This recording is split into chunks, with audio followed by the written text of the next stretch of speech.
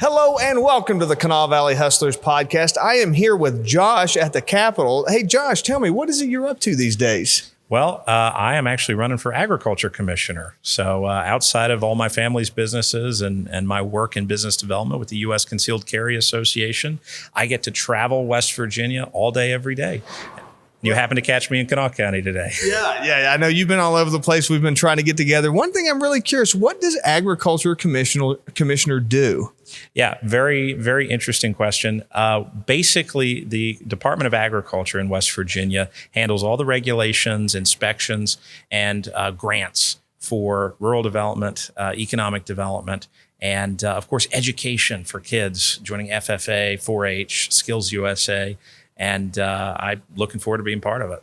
Is there an element in West Virginia I know there's an element in the trades of trying to get kids involved, wanting to bring kids into it, introduce them to it, get them involved. Is there any element of that in the world of agriculture? Yeah. More than, I think 50 counties have some FFA, the Future Farmers of America chapter, at their local schools. So there is a lot of incentive, but the problem is once they join FFA, what happens after they graduate? Most of these kids don't go into agriculture. And my goal is to make sure that not only are they prepared for the future, for a career in farming, but that they actually go into it after they graduate. That's important.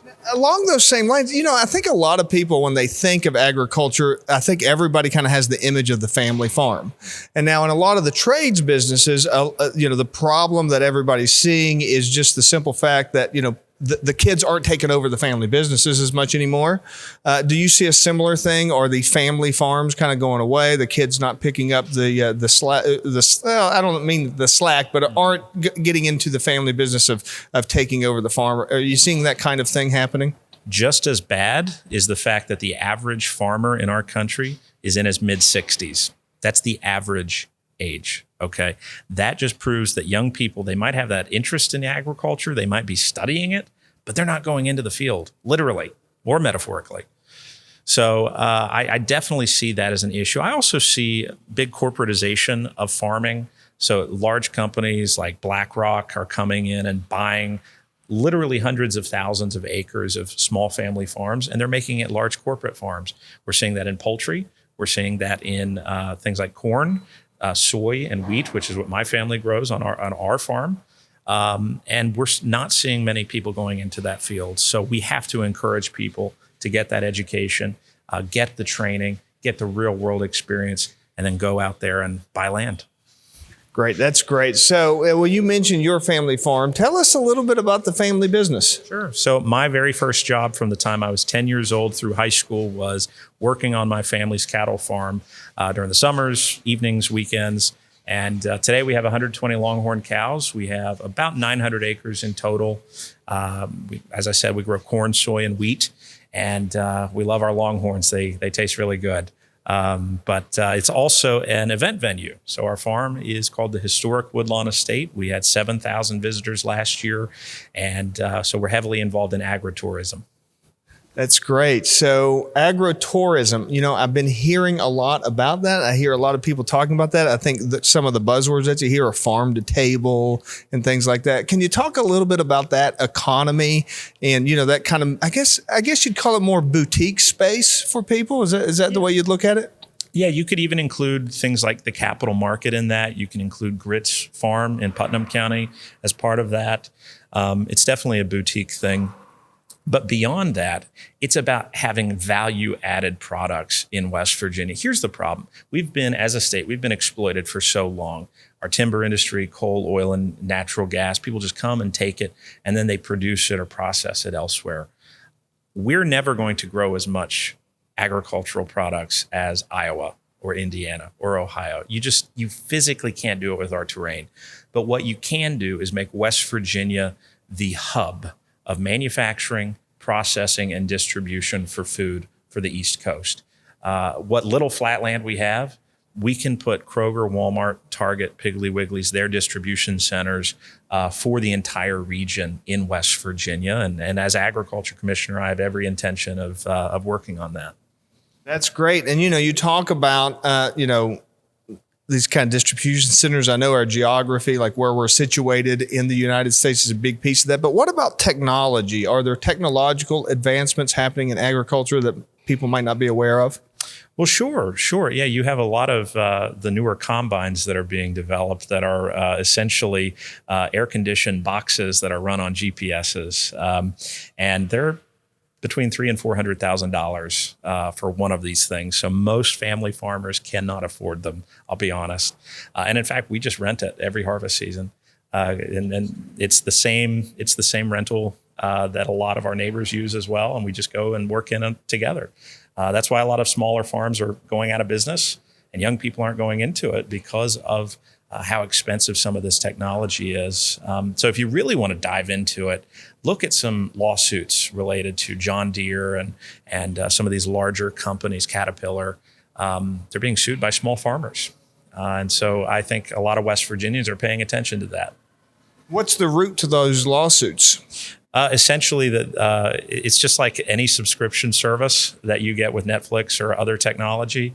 Right now, what's happening is farmers are buying this technology, the tractors and other equipment, and they have to pay a subscription for it.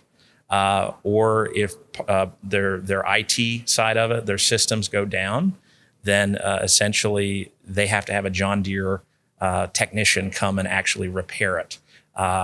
These farmers can't operate their tractors on their own. They have to work with these corporations, and it's just stalling it for months at a time. And a lot of that, I think I've heard that referred to as the right to repair laws. Is that right? It is, yes, the right to repair laws. And, I've tried to stay very balanced with this because I want to support manufacturers. They're a very large employer in this state. But I also want to support farmers. Some of these farmers, they have a very narrow window of opportunity to actually harvest. It might just be days or even weeks, and they can't wait months for a John Deere technician to come and repair their tractor when it's not even a mechanical issue. It's just a computer-related issue. So hopefully that will be addressed. That's federal, though. That's not so much that we can do at the state level. Right.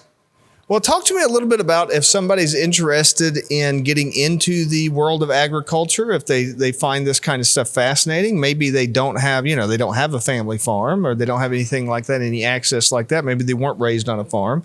How would somebody get into that kind of business and dip their toes in and see if it's something they would be interested in going further into? Sure. So there's all kinds of great resources out there by the State Department of Agriculture and by the U.S. Department of Agriculture, guides and books about how to get into it. You don't need 1,000 acres. You just need a small backyard plot. I know that doesn't seem like it would make a lot of money, and it wouldn't, but it would save you money if you were able to grow your own food. Some chickens, but really and truly, I'm running, obviously, to help the small farmers, but to make West Virginia more competitive. We have a supply chain issue in this country, and I think West Virginia can be at the helm of that solution. I really believe it.